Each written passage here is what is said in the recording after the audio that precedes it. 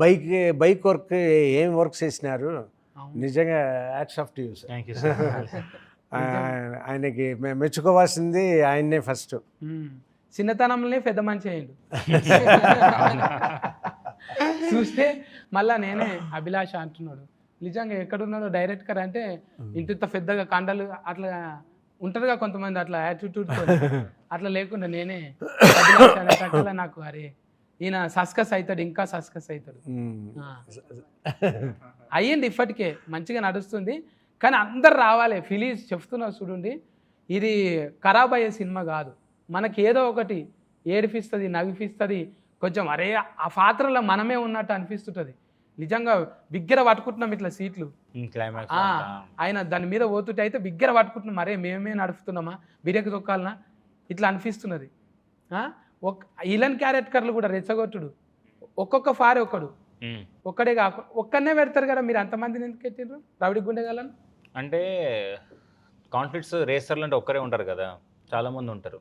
నేను hero villain story చెప్పలే కదా, అందుకే ఇట్లా కథలు అలా వచ్చేది వెళ్ళారు.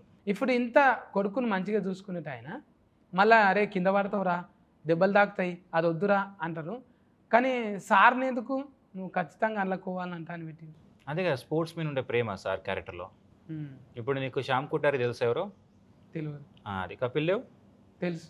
సో కపిల్ దేవ్ ఎంతనో శ్యామ్ కుటారి కూడా అట్లనే మన ఇండియాకి. సో అది వాళ్ళకు ఒక రికగ్నిషన్ రావాలి అనేది మా మోటివ్. సార్ క్యారెక్టర్లో మోటివ్ అదే, క్రికెట్కి ఉన్న గుర్తింపు దీనికి కూడా రావాలి అనేదే సార్ ఫైట్ చేసేది క్యారెక్టర్. అందుకే దానికోసం ఎంత దూరం అని వెళ్తాడు, స్పోర్ట్స్ నిలబడాలి అనేదే సార్ క్యారెక్టర్ సినిమాలో. వీరో అంటేనే ఒక మాట మీద ఉంటాడు కదా, మళ్ళా మాట తప్పుతుంటాడు. అదే క్యారెక్టర్ తంది కదా, ఎమోషనల్ డ్రివెన్ క్యారెక్టర్ తను. ఇంత మంచిగా ఉన్నాక నిజంగా ఇంటి ఆమె లేకపోతే ఇంకా చాలా చేయొచ్చు అన్నట్టు, ఇంటి ఆమె వచ్చేటక్కల ఈమె కోసానికి ఆగిపోతుంది. తప్పదు కదా. అంటే అందులో రాజశేఖర్ గారే నయము, ఆమెకి ఇంటి ఆమె లేదు ఆయనకు. మా ఇంటి ఆమె కెమెరా పక్కనే ఉన్నారు. జీవిత మేడం నమస్తే గారు, మీరు పక్కకుంటే ఉన్నారు. ఇప్పుడు ఏం చేయాలంటే మళ్ళీ వీక్ నాయర్ కొంచెం వీక్ ఉన్నప్పుడు మాట్లాడియాలి. అవును, వీక్ అయితే నేను లేదు, నాతో మాట్లాడలేదు మీరు, మీకు అబ్బాయిలే ఇష్టం అనుకుంటా. ఏం చేయాలి అన్ని ఇంటర్వ్యూలలో నేను అమ్మాయిలతో జర ఎక్కువ మాట్లాడుతున్నా కదా. అవునా? సత్తి బీఫ్ వేసుకుంటున్నా. అవునా?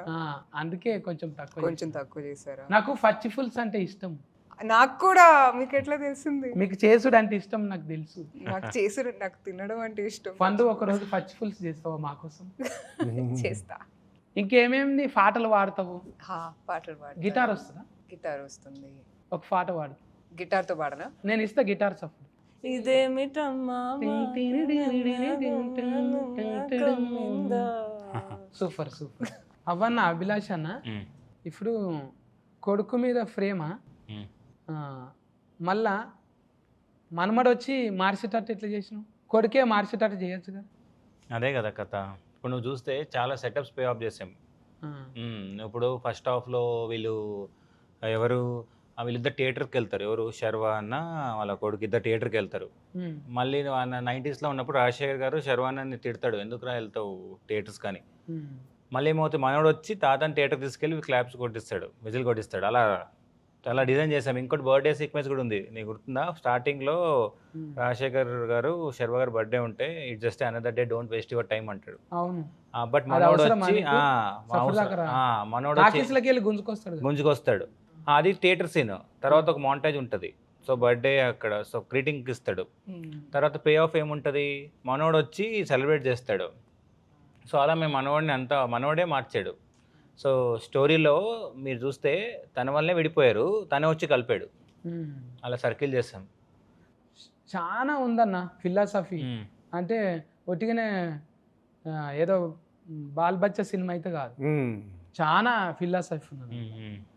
మెకానికల్ అంటేనే చాలా ఇది ఉంటారు సార్. పట్నంలో చూస్తుంటాం కదా, హైదరాబాద్ ఓల్డ్ సిటీలో, అరే చోటు క్యారెక్టరే బారా చలే బారా తెరా లేకావు తెరీ అంటే వాళ్ళు ఎందుకు అట్లుంటారు అంటే బాడీ లాంగ్వేజ్ అంతే కదా, వాళ్ళు అగ్రెసివ్. అదే కథ. ఇప్పుడు ఆ రేసర్లు ఏంటి జనరల్గా టఫ్ ఉంటారు, ఫిజికల్గా టఫ్ ఉంటారు, బట్ ఫ్యామిలీ వచ్చేటప్పటికి చాలా సెన్సిటివ్ వాళ్ళు. అదే నా స్టోరీ. నువ్వు అనుకుంటావు రేసర్లు అంటే టఫ్ అని, బట్ వాళ్ళ ఫ్యామిలీ లైఫ్కి వెళ్తే చాలా సెన్సిటివ్ పీపుల్ వాళ్ళు. అందుకే నువ్వు వీరో అన్న కూడా చాలా సార్లు ఓడగొట్టినావు ఆయన. అలా అలా నాయనను మంచిగా నిలబెట్టినావు సార్ను, కానీ ఆయనను చాలా సార్లు ఓడగొట్టినావు. అవును, ఎందుకంటే ఎమోషనల్గా తను చాలా సఫర్ అవుతుంటారు, ఇంటర్నల్ కాన్ఫ్లిక్ట్స్ ఎక్కువ క్యారెక్టర్కి. నువ్వు చూస్తే దీంట్లో సినిమాలో ఎక్స్టర్నల్ కాన్ఫ్లిక్ట్స్ కన్నా ఇంటర్నల్ కాన్ఫ్లిక్ట్స్ ఎక్కువ విత్ ఇన్ దెమ్ సెల్ఫ్. కొన్ని ఫాల్ర్ అయితే డైలాగులు విన్నప్పుడల్లా కార్జాలు కాలిపోయినట్టు అయినాయి. అవును నీకు ఆడ ముఖ్యం కాదు, మేము కూడా ముఖ్యమే కదా అవును అని అంటది కదా, అప్పుడు మస్తు కోపం వస్తుంది హీరోయిన్ మీద. నువ్వు వచ్చిందే ఆయనను అది చూసి అదే వద్దంటే ఎట్లా అంటావు నువ్వు, దగ్గరికి రా అన్నట్టు. ఆ తర్వాత ఎట్లా అనిపించింది ఫుల్ మూవీ చూసాక? ఎలా ఇక నీ అంతలో నువ్వు సఫర్ దాక్కున్నావు కదా, అప్పుడు మంచిగా అనిపించింది. ఓల్రితేనే జర కోపం వచ్చింది. కానీ తనేగా సపోర్ట్ చేసింది, బట్ ఏమైనా చేసుకోపో అన్నవి చూడు, అప్పుడు నచ్చినవి. అంటే నీకు ఫిలాసఫీ ఎక్కువ ఉన్నది. అవునా? నవ్వుకుంటూ మాట్లాడుతున్నావు కానీ టాకీస్లకు పోయినాక మొత్తం ఏడిపిస్తుంది. ఒక్కొక్క అంటే ఏడుపు కాదు, అది ఒక ఆనంద పుష్పాలు. అవును అవును, అదేంటున్నా. ఇప్పుడు ఈ సినిమా కూడా చిన్న పిల్లల నుంచి కనెక్ట్ అవుతున్నారు. మీరు 13-14 ఇయర్స్ పిల్లలు కూడా వచ్చి క్లాప్స్ కొడుతున్నారు. నాకు ఈ మొన్న థియేటర్లో చూస్తాం చాలామంది, మీరు ఇన్స్టాలో కానీ ట్విట్టర్లో కానీ చూస్తే వాళ్ళ పిల్లలు అట్లా చూస్తున్నారు సినిమా. లాస్ట్లో శర్వా గారు డెడికేషన్ ఇచ్చి వెళ్తారు కదా ఫాదర్కి, వాళ్ళు ఫీల్ అవుతున్నారు. అంటే బెటరే కదా. ఇప్పుడు చాలామంది ఫాదర్స్ కూడా చూసి చాలా ప్రౌడ్గా ఫీల్ అవుతున్నారు. బాగా కనెక్ట్ అయ్యారు సినిమాకి. నేను కూడా మా పిల్లల్ని అంటే పోయినా, నేను కర్ణాటక అయితేనా ఈ సినిమా కానీ కూర్చున్నా, అబ్బా మా కొడుకును 4 అని దోలుకొస్తే అయిపోతుండే కదా అనిపించింది. మళ్ళీ వెళ్తావు రేపు వెళ్తాను, మళ్ళీ పోతా. మీరు ఫ్యామిలీ తీసుకొని నాకు మతి లేవన్నా కొన్ని. అవునా? ఇంకా చెప్తాం అనుకున్నా. నేను 4 తారీఖు నాడు చూసిన, తారీఖు మతి ఉన్నది కానీ స్టోరీ మతి లేదు నాకు. అయితే మళ్ళీ చూడాలి, మళ్ళీ చూడాలి. అందుకోసానికి అంటే ఫిలాసఫీ నచ్చింది నాకు. నాయన సెంటిమెంట్ అంటే ఫస్ట్ కొన్ని చూస్తాం చూడు మనం, మళ్ళా ఇంకోసారి మీరు చెప్పిన డీటెయిలింగ్ చూస్తాం. అందుకే 2-3 ఫాలో చూడాలి అసలు. అవును, తప్పు లేదు అది. అవును, నువ్వు చూస్తే ఫస్ట్లో టైటిల్ సీక్వెన్స్ కూడా బైకర్ పడే ముందు జంప్ ఉంటుంది, మౌంటైన్ జంప్. అక్కడే చెప్పాను నేను హీరో ఎలా విన్ అవుతాడని. హీరో దాంతోనే విన్ అవుతాడు అండి ఎండింగ్ షాట్. అలా చాలా సెటప్స్ పే ఆఫ్ చేసాం విజువల్గా. ఇంకా చెప్పు ఫండ్, నువ్వు మాట్లాడితే మంచిగా. ఏం చెప్పాలి? చెవులకు ఏంటివే మంచివేనా? పర్ల్స్ వేసుకున్నాను. ఫల్సా? ఏది ఫల్సర్ చెడగొట్టి చేపించినా? పల్సర్ చెడగొట్టా? కాదు కాదు, ఇది ఎట్లా చెప్పాలి, ఆయిస్టర్ లోపల ఉంటాయి కదా పర్ల్స్, అదే ఆ పర్ల్స్ చెడగొట్టి గవ్వే ఆ కఫిష్ కలర్లకి వెళ్ళి అంటే గవ్వే ఇవి డొఫల్ లేకుండా అదే అవన్నా ఆయిల్ మస్తు పెట్టినావు గారేజ్లో. ఇవన్నీ ముందు సెర్చింగ్ చేసుకున్నావా గారేజ్లో ఏమేమి ఉంటుంది? నువ్వు చూస్తే 90sలో చాలా బ్రైట్గా ఉంటుంది. అప్పుడు 90 స్టోరీలో సారు వాళ్ళు శర్వానంద్ గారు ఉన్నప్పుడు చాలా హ్యాపీ లైఫ్. సో నీకు బ్రైట్గా ఉంటుంది. తర్వాత శర్వా గారు వెళ్ళిపోతారు కదా వదిలేసి, తర్వాత నేను చూడు సార్ లైఫ్ అంతా చాలా సో లోన్లీగా చూడు కలర్ మారుతుంది. అలా చాలా డీటెయిల్గా మేము ఉంటుంది సినిమాలో. ఎక్కడ దిక్కు తీసిరా సినిమా? ఇదంతా ఇండోనేషియాలో షూట్ చేసాం. రేసింగ్ అంతా ఇండోనేషియాలో షూట్ చేసాం. సోంబావా అని, కేదరి అని ప్లేస్లో. ఎందుకంటే ఇక్కడ మనకు అథెంటిసిటీ కోసం ఇక్కడ దొరకలేదు కొన్ని, బికాజ్ 90sలో మీకు 2-stroke బైక్స్ కదా, అన్ని రీడిజైన్ చేసాం మేము బైక్స్ అని. ఇప్పుడు నువ్వు చూసే బైక్స్ అని రీడిజైన్ చేసిన ఏవే ఒరిజినల్ కాదు, దాన్ని మోడిఫై చేస్తాం మేము. అలా 4 strokes బైక్స్ కూడా మోడిఫై చేస్తాం మేము. అందుకే మొత్తం ఇండోనేషియాకి వెళ్ళి షూట్ చేసుకొచ్చాం. ఆ కొండలు నేను నిజంగా గ్రాఫిక్స్ అనుకున్నా. ఏ కొండలు? ఆ కొండల మీద పోతారు చూడు ఇట్లా, అవన్నీ రియల్. అక్కడ ఉంటుంది, అక్కడ మౌంట్, అక్కడ టెరెన్ ఉంది అక్కడ. అవన్నీ ఇండోనేషియాలో షూట్ చేస్తాం మేము. అమ్మా అది చూస్తుంటేనైతే మాకే ఇట్లా కురుఫులు వస్తున్నాయి. అవును, చాలా భయం. అవును, మంచిగా డ్రైవింగ్ చేసినావు అన్న సినిమానైతే. అవును, నువ్వు కూడా మంచిగా ఈ స్కూల్లో చదువుకున్నావు కానీ అన్నపూర్ణమ్మ స్టూడియో. నేను film school, Annapurna film school 2 years చేశాను మాస్టర్స్. నాగార్జున సార్ని కలిసినావు అప్పుడు? కలిసిన. నేను నా లూజర్ వెబ్ సిరీస్కి సార్ ప్రీ రిలీజ్ ఈవెంట్కి వచ్చారు గెస్ట్ లాగా. నాకు అందులో ఎడిటింగ్ కూడా నేర్చుకున్నావు అంట? ఎడిటింగ్, డైరెక్షన్, రైటింగ్ 3 నేర్చుకున్నా. అబ్బా ఫల్టీ టాలెంటెడ్ అన్నాను. అవును, చాలా 3 ఒకే కోర్సా? యా సార్, 3 ఒకటే. 2 yearsలో. ఎడిటర్ లేకపోయినా నువ్వే చేసుకుంటావా? లేదు, కష్టం. ఈ సినిమాలో ఎడిటర్ చాలా కీ రోల్ ప్లే చేశాడు. నీకు తెలుసా, తను నా జూనియరే. నువ్వు రేసింగ్ 300 TB వచ్చింది ఫుటేజ్. దాని 2 months కూర్చొని ఎడిట్ చేశాడు రేస్ సీక్వెన్స్లని. అబ్బా అంత ఈజీ కాదు ఇది, చాలా టీమ్ టఫ్. అందరు కూడా చాలా ఇప్పుడు మన స్టంట్ మాస్టర్ దిలీప్ గారు కానీ డిఓపి గారు ఇప్పుడు రేస్ సీక్వెన్స్ అని మది గారు షూట్ చేశారు, యువరాజ్ గారు అవైలబిలిటీ లేకున్నప్పుడు. సో అందరు కష్టపడ్డారు, ఆర్ట్ డిపార్ట్మెంట్ కానీ అందరూ. తెలుస్తుంది అన్న, అవును స్క్రీన్ మీద అవును. మంచిగా తెలుస్తుంది అది. అందరినీ అట్లా కట్టిపడేసింది. మంచిగా టీమును గ్యాదరింగ్ చేసుకొని ఊహించనంతగా, అసలు సార్ను ఊహించుకోలేము. ఇట్లుంటారు ఆ క్యారెక్టర్, ఫ్యామిలీ కోసం ఒకలేక బయట వాళ్ళ కోసం ఒకలాగా ఆలోచన చేసే హీరోయిన్, అసలు ఒక్కొక్కసారి ఓడిపోయే హీరో, అసలు మనమడు కూడా ఒక పాఠం చెప్తాడు. ప్రతి ఒక్క క్యారెక్టర్కి ఇంపార్టెన్స్ ఉంటుంది.